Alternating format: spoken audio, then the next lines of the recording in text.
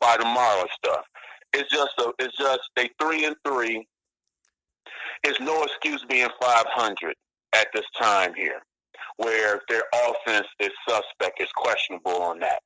We already know that with Hicks being out of this game and being out for a number of weeks there, the defensive line was going to be suspect in the running game for that. And then Kamara wasn't there, but you know what? Next running back up did very well. Of course, Murray's going to do his thing. But the thing is that where was the linebacking play? ABM was going back and forth stating that, what happened to Roquan? That's my homie. Trevathan can only do so much.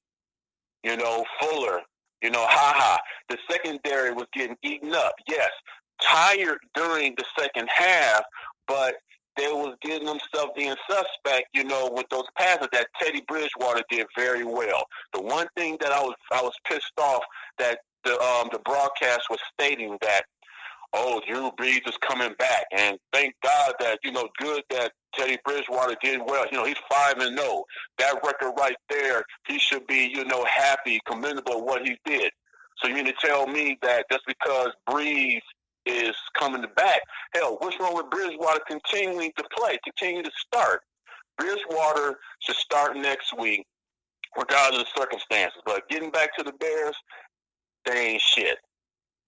Don't even send past the hope, because I heard there was another minister out here called Minister Smoke. Minister Smoke out here, this brother right here was dropping bombs going off. I mean, he was throwing up mad heat. I mean, this minister out here, Pastor Hope, he may be good, but there's a minister out here on the south side, man, throwing mad smoke at the Bears, man, and he ain't shit. Bears ain't shit. Who's your GM?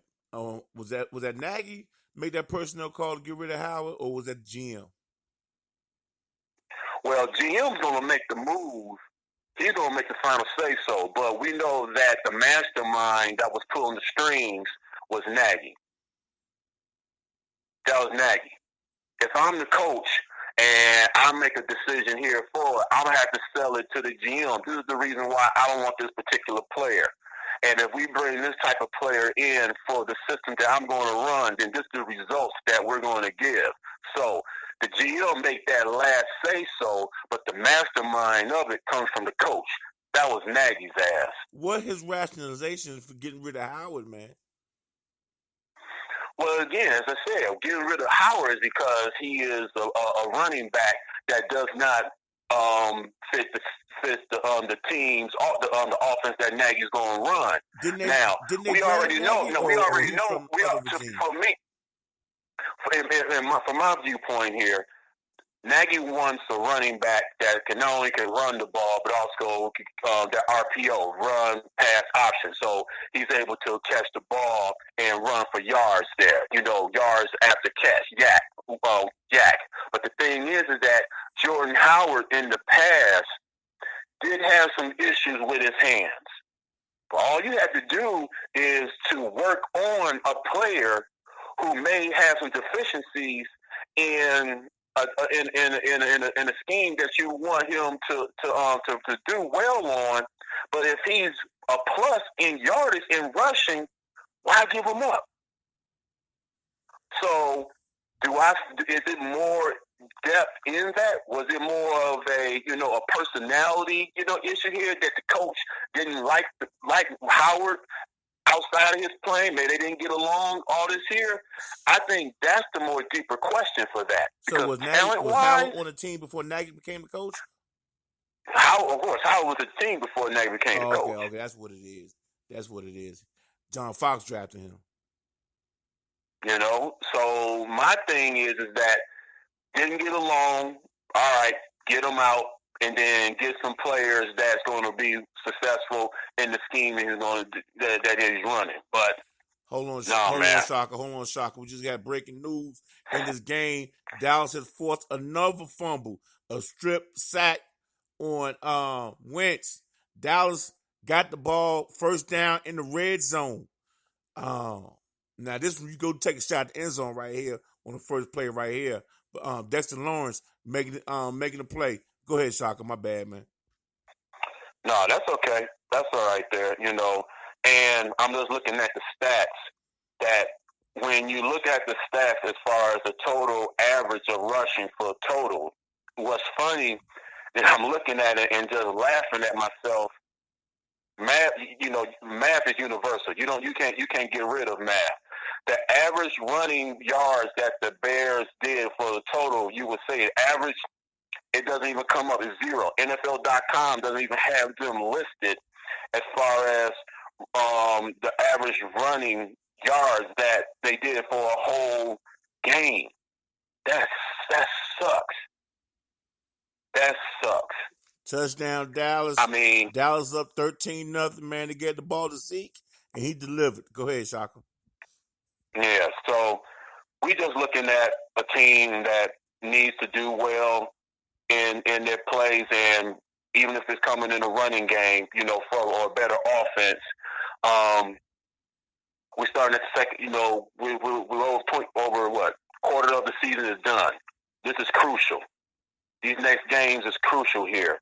And if they're not going to do well or produce where they want to be, trying to make a step into the playoffs or even with a positive record above 500,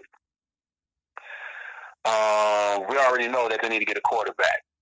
They need to go and get a quarterback here. They got to get a quarterback in the second round, or they got to make some trades, or they have to make a trade or something to get a quarterback in the first round. They need to do something. You think they're gonna bench Mitch after today's game? Cause I ain't see him doing nothing, man. I ain't see him. Usually when you take a drop back and you get pressure, you step up and make a plays. Every time I saw him feign to his right, throwing the ball out of bounds. I seen that time and time again. He wasn't able to make a play, man. You think Nagy gonna do something, or you think he's team Mitch? No, they're not gonna bench. They're not gonna bench Mitch. Nope. They're not gonna bench him. I don't see that. They're gonna continue to have him start and make it happen. Only way they bench him if he does, some plays where some interceptions or some sacks, then they could bring in can't do it Daniel in for it, but I don't see it. I don't see it anytime soon for that. You think they'll get desperate enough to bring in AB?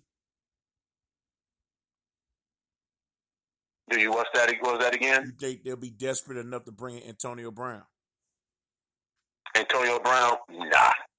I don't think they would do that because of.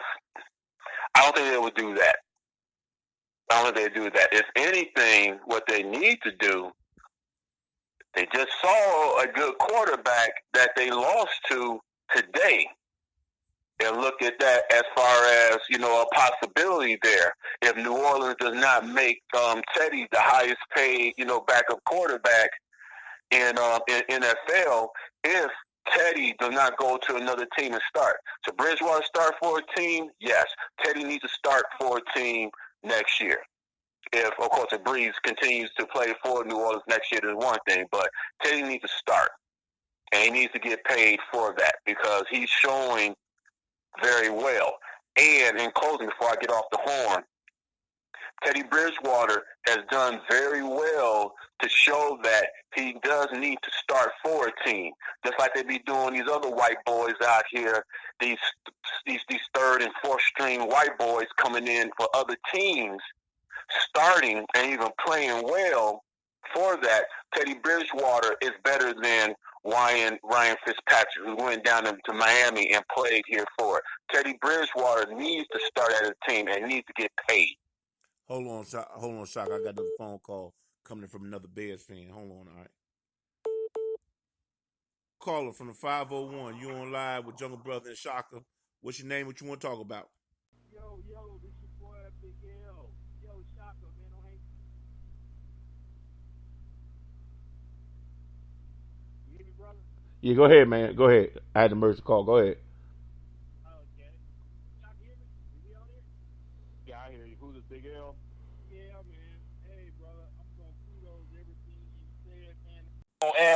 on there. Brother, we don't have running backs, man. We have third down backs. Those guys are third down backs at best. They talk about a little buddy breaking a lot of tackles and whatnot. He's not an every down NFL runner, man. 334 Cowboy said in the chat room, he said, even if y'all did bring Antonio Brown in there, Mitch can't get the ball to him. Y'all down 50 points. No, today. Mitch is still dinking and dunking, man. What's going on with that? Yeah. Who was commentating today for the game? When it Troy Aikman and Brenneman. It was Aikman and Brenneman. Yeah, because Aikman was even saying, they're running a deep post today. The guy was open, but the way I don't say dude's name, I just say that Mitch, as my boy ADM said. That Mitch, he threw the ball at a point that, if he would just put it in front and in front give the guy a chance to run under the ball like a normal quarterback would do, who's a starting NFL quarterback. And they were talking about how the dude only played 13 games in college football, and the Bears gave up a draft pick to bring this bum in. When that happened, the day that happened, I refused to say this bum's name, type that bum's name, anything. He's a buster. He's a bum and a buster. And they brought him in, this little freaking, I don't know what kind of offense it is. They throw 5 yards and dinks and dunks. That ain't no that's not football, man. Well, it's a version of the West Coast offense because they under Andy Reid. Andy Reid was under Bill Walsh. So it's a version of the West Coast offense. But let's go with the West Coast offense. Yeah, it's a West Coast offense, but Bill Walsh, Andy Reid, they all had running backs. They didn't get rid of no running back. And brother, you gotta have some receivers that can get across that field, man. You're gonna run a true West Coast. You gotta have 3-4 receivers coming hard. You gotta have a great tight end also. Do the Bears got any of that? Nope. And y'all traded Alshon Jeffrey. Nope. What's going on with that now? Was he the free agent or y'all traded him? They traded him. They traded him. Traded him to the Eagles. Yeah. Yep. Traded him to the Eagles. They traded Howard to the Eagles. And I'd be damned if the Eagles ain't a better offensive team than Chicago. That's for damn sure. And then y'all gave up multiple draft picks to get Mitch. Am I right? Yeah, you gave up draft. You gave up multiple draft picks for Mitch. You gave up multiple draft picks for Khalil and for Khalil too. I would take Mac. Let's go to the defense, man. Let's go to the defense. I don't give a damn if you the 85 Bears. If your offense is out there doing 3 and out, back to back to back to back, they gonna get wore out. They gonna get ran all over, and that should happen tonight, brother. That should happen tonight. It was a close game. It was basically a close game down at the half. Hell, the Bears have got the ball 2 minutes on the clock to drive. I don't know what the fuck happened, but New Orleans had the ball going back the other way. I don't know what the hell happened, man. I went outside and came back in, and New Orleans had the ball before 2 minutes ago. I'm like, damn, I thought we was going to drive. I thought we were driving to win the fucking game, man. Get into the game. Big L, let me ask you a question, Big L. Big L, let me ask you a question, Big L. Yeah. You got Green Bay running away with the division. They got 3-game lead on y'all. Minnesota got 2-game lead on y'all. Which team are y'all worried about? I know, brother. Which one are y'all worried about? Man, brother. As Shaka said, man, without a fucking offense, shit, we not even in the game, man. We not even in the game no more, man. I don't trust this fucking coach. I don't trust their quarterback. We ain't got no receivers. Our running back, a third down back, they not no damn every down NFL running back, man. Shit, that's ridiculous, man, what they got going on up there, man. Big L, answer that question. Can we talk about the big elephant in the room, Big L? What you got? Can we talk about the big elephant in the room? What's that? Y'all were doing all right until ABM came aboard. No, man, we be on that, dude. We be Come on, Shaka. Come on, Shaka. Y'all giving ABM a pass, man. Come on, I can't let y'all come in here and talk about the defense that was worn out today. I can't let y'all go ham on defense without bringing up ABL.